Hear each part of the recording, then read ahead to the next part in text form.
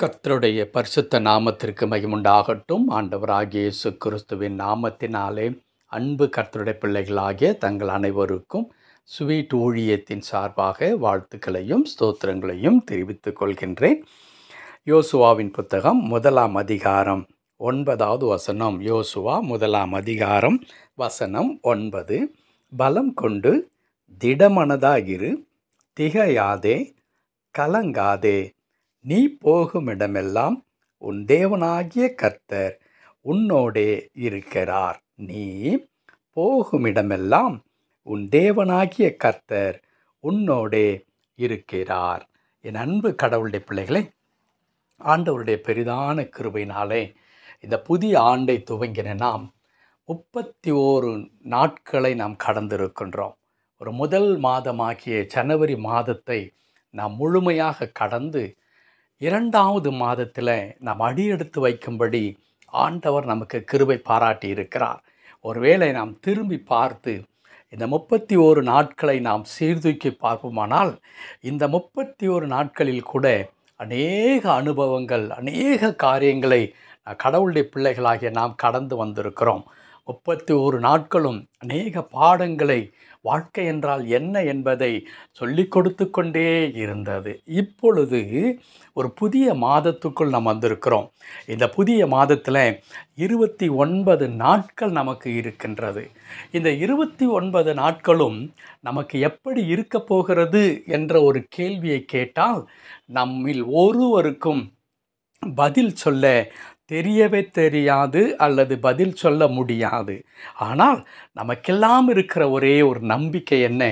இந்த ஆண்டை நாம் துவங்கும் பொழுது ஆண்டவர் நம்மோடு கூட பேசி இருக்கிறார். நீ பயப்படாதே, நான் உன்னுடனே இருக்கிறேன் என்று. ஆண்டவர் சொன்ன அந்த வார்த்தையை பிடித்துக்கொண்டு ஒவ்வொரு நாளையும் நாம் கடந்து வந்து கொண்டிருக்கிறோம்.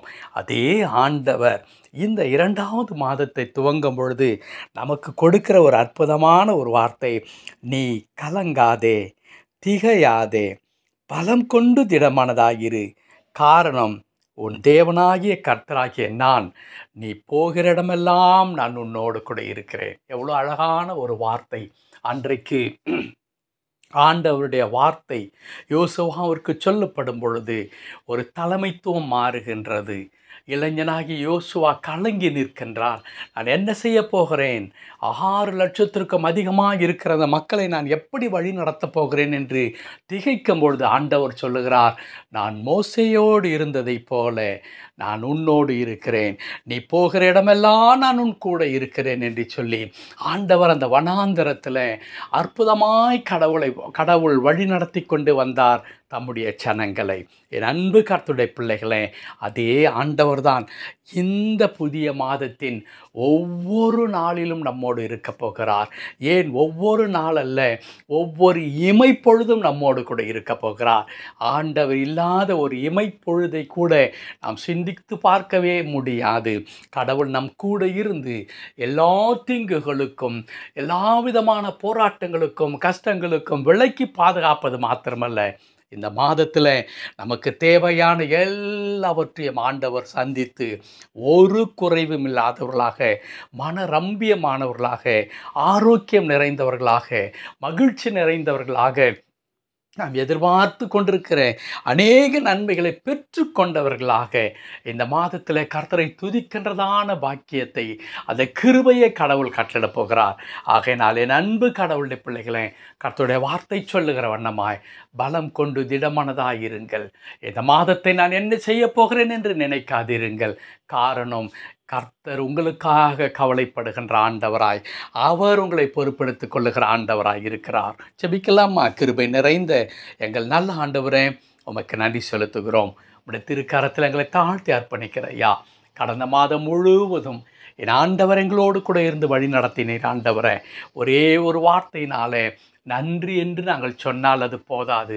அதே நேரத்தில் நீர் தந்த கிருபைக்கு ஈடாக நாங்கள் எதையுமே கொடுத்து ஈடு கட்ட முடியாது ஆண்டவரே. ஏனென்றால் உம்முடைய கிருபை பெரியது அப்பா.